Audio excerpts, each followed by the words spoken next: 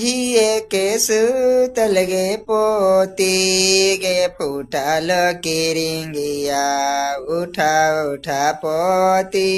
गेले हदत मानिया उठा उठा पोती गेले हदत मानिया सावा दिन गे दादी बोलानी को बोलिया झका है आगे दादी दे दाता मानिया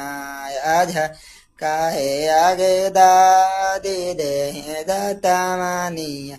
हम ना जाना ले औगे पोती की जमी माधुबनमा हम ना जाना ले औगे पोती